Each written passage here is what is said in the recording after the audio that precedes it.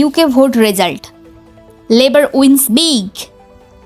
সাম্প্রতিক 4 জুলাই হয়ে যাওয়া ইউকে ইলেকশনে লেবার পার্টি একটি উল্লেখযোগ্য জয় অর্জন করেছে। পার্লামেন্টে সংখ্যাগরিষ্ঠ দল হিসেবে 350টি সিটে জয়ী হয়েছে। আগের নির্বাচনে 250টি সিট থেকে বৃদ্ধি পেয়েছে, যখন কনজারভেটিভ পার্টি 280 থেকে 220টি সিট কমিয়েছে। অন্যান্য পার্টিগুলো like liberal democrats and SNP তাদেরও সিট সংখ্যার চেঞ্জ হয়েছে। Good afternoon. I have just returned from Buckingham Palace, where I accepted an invitation from His Majesty the King to form the next government of this great nation.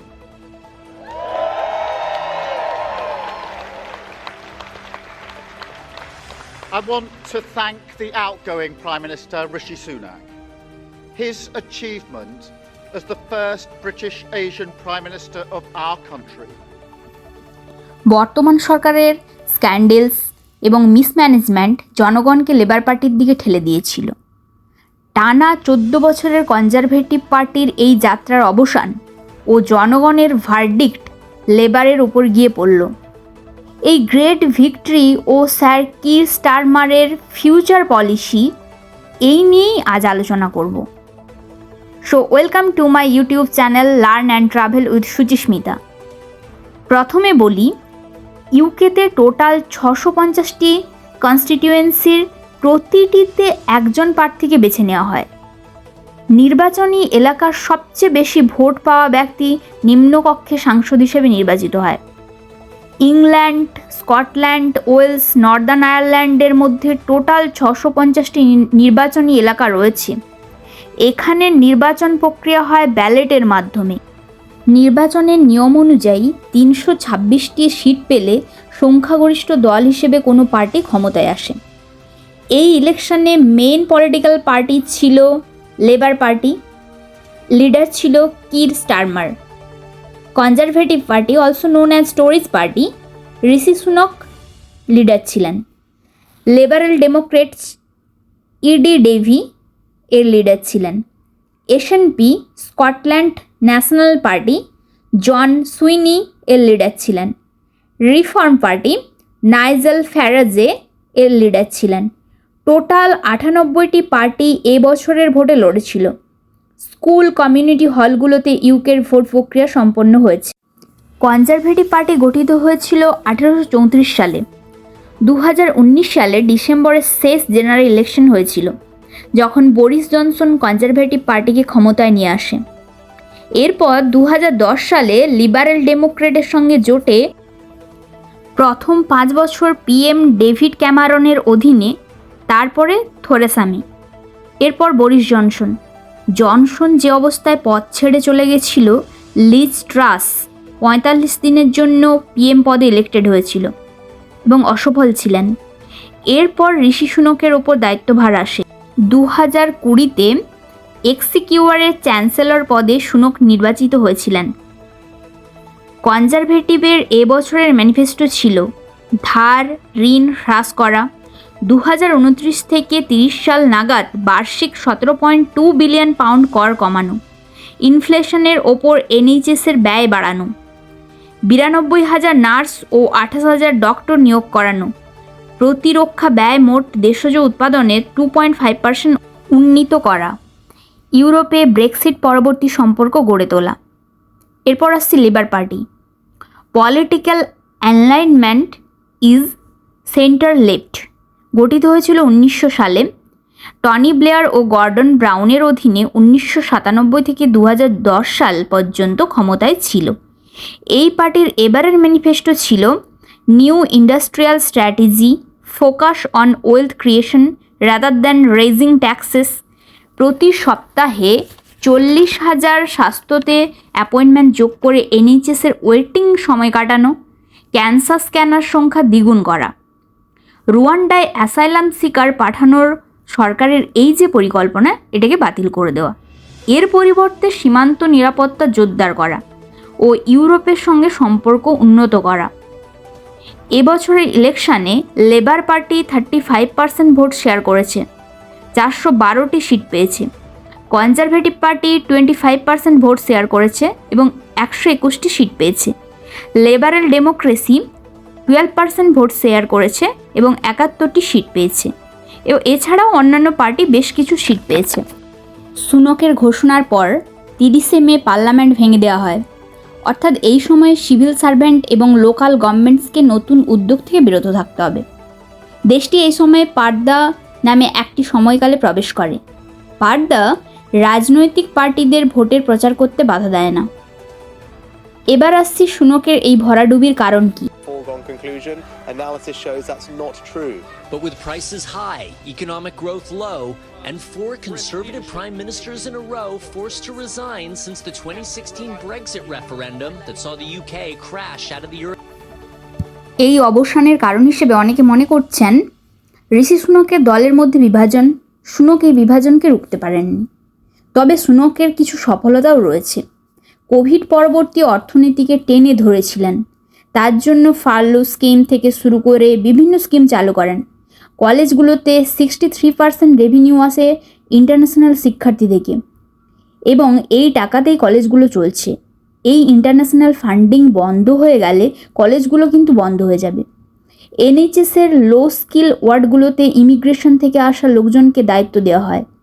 Immigration control করতে UK পারবে না, কারণ immigration policy agreement UK স্বাক্ষর করেছে refugee নেওয়ার জন্য।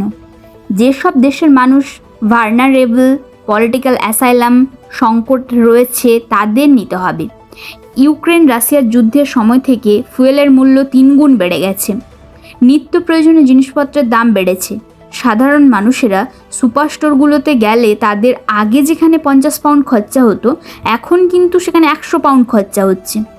হেলথের ভয়াবহ দুর্বলতা, একটা সামান্য জ্বর সর্দি কাশি হলে 4 সপ্তাহ ওয়েট করতে হচ্ছে। ক্যান্সারের মতো ভয়াবহ অসুখ হলে দিনের পর দিন ওয়েট করতে হচ্ছে। চিকিৎসা পাচ্ছে না সাধারণ মানুষ। এই পরিষেবাগুলো নিশ্চিত করতে পারেনি কিন্তু কনজারভেটিভ পার্টি। ব্রেক্সিট পরবর্তী সময়ে ইউকের সাথে ইউএনের যে দূরত্ব চলছে, সঙ্গে বাণিজ্যিক ইস্যুগুলোতেও কোনো সমাধান আসেনি। নিরাপদ ইস্যুগুলোতেও ইউকে পরপর দুর্বল হয়ে পড়ছে। প্যালেস্তাইনে গাজাবাসীর ওপর গণহত্যা, সিজ ফায়ারের ওপরে ঋষি সুনকের কোনো স্পষ্ট মতামত কিন্তু দিতে পারেননি। প্যালেস্তাইন ইস্যুও সুনকের লসের একটা অন্যতম বড় কারণ। সুনক রিফিউজিদের রুয়ান্ডা পাঠানোর জন্য যে পরিকল্পনা নিয়েছিলেন সেটি ইন্টারন্যাশনাল আইন বিরোধী ছিল। ব্রিটেনের ভেতরে ও বাইরের মানুষ কিন্তু বিক্ষুব্ধ হয়ে পড়েছিল কনজারভেটিভ পার্টির ওপর। এছাড়া কস্টলি পানি, স্কুল কলেজ খুব কস্ট, ক্লিন ওয়াটার একটা বড় ইস্যু এবং কস্টলি হেলথ সিস্টেম। 1948 সালে এনএইচএস শুরু হয়েছিল, তখন ডেন্টাল চিকিৎসা ফ্রিতে ছিল। 1951 থেকে বাজেট কম হয় এবং কস্টলি হয়। এই সব কারণের জন্য জনগণ কিন্তু লেবার পার্টিকে এত বিপুল ভোটে জিতিয়েছে। মিস্টার হলিনরাক আইটিভিকে বলেছেন, আমরা যদি পুনরায় দলবদ্ধ হতে পারি, একজন ভালো নেতা পেতে পারি, বিকল্প উপস্থাপন করতে পারি, আমি মনে করি আমরা 2029 সালে কনজারভেটিভ পার্টির জন্য কার্যকর মামলা উপস্থাপন করতে পারবো। Good morning. I will shortly be seeing His Majesty the King to offer my resignation as Prime Minister. To the country, I would like to say first and foremost, I am sorry. I have given this job my all, but you have sent a clear signal that the government of the United Kingdom must change, and yours is the only judgment that matters. I have heard your anger. Sir Keir Starmer ইউকের 58th prime minister. উনি একজন hard worker person. Starmer ইলেকশনে জেতার পর king তৃতীয় চার্লসের সঙ্গে দেখা করেন। কিং স্টারমারকে প্রাইম মিনিস্টার হিসেবে ইলেক্টেড করেন। ওই দিন স্টারমার বলেন, কান্ট্রি ফার্স্ট, পার্টি সেকেন্ড, এবং কোনো পরিবর্তনের জন্য সময় প্রয়োজন। এটি সুইচ অন করার মতো জিনিস নয়। তবে পরিবর্তনের জন্য কাজ শুরু করা হবে। ঋষি সুনক বাকিংহাম প্যালেসে প্রবেশ করে কিং চার্লসের কাছে রেজিস্ট্রেশন লেটার জমা দেন এবং পিএম পদ থেকে সরে যান। ইউকের রুল অনুযায়ী 9 জুলাই নতুন পার্লামেন্টের সদস্য নির্বাচন ও স্পিকার নির্বাচন অনুষ্ঠান হবে। 17 জুলাই তৃতীয় চার্লসের বক্তব্যের মাধ্যমে আনুষ্ঠানিক যাত্রা শুরু করবে। লেবার পার্টি ক্লাইমেট চেঞ্জ ট্যাকলিংয়ের জন্য ইনিশিয়েটিভ নিয়েছে, যেমন ধরো reducing carbon emission, investing in green technology, promoting renewable energy. এছাড়াও 6500 নতুন শিক্ষক নিয়োগ, অসামরিক আচরণের বিরুদ্ধে দমন, এগুলো লিবার পার্টির কি পলিসি।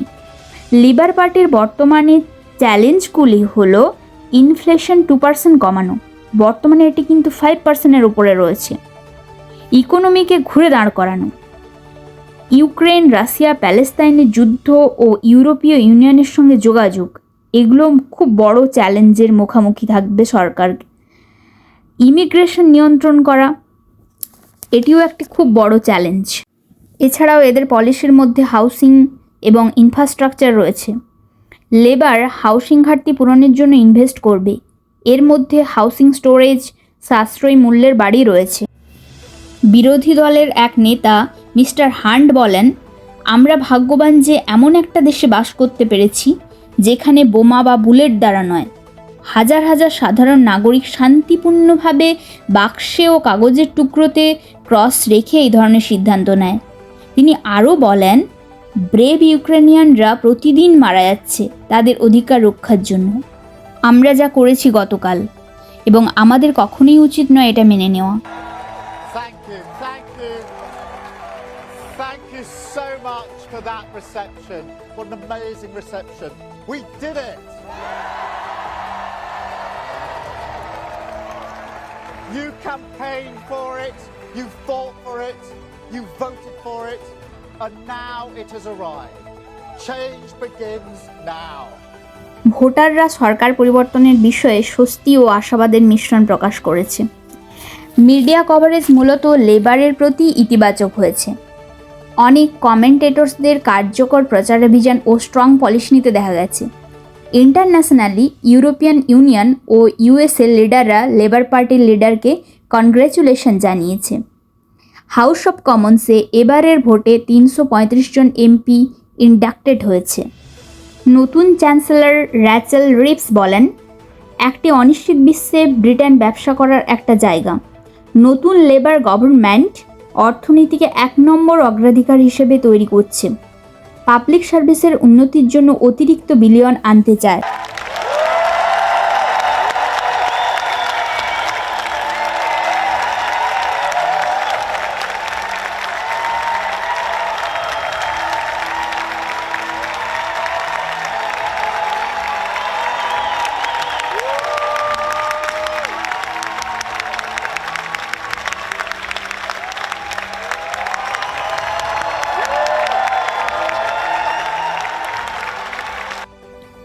আশা করছি ভিডিওটা তোমাদের ভালো লাগবে।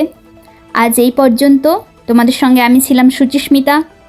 নতুন ভিডিও দেখার জন্য চ্যানেলটিকে লাইক এবং সাবস্ক্রাইব করে দিও। কমেন্ট করে জানাবে ভিডিওটা কেমন লেগেছে। এই ধরনের ভিডিও দেখতে চাইলে প্লিজ কমেন্ট করে জানিও। সবাই সুস্থ থেকো এবং ভালো থেকো।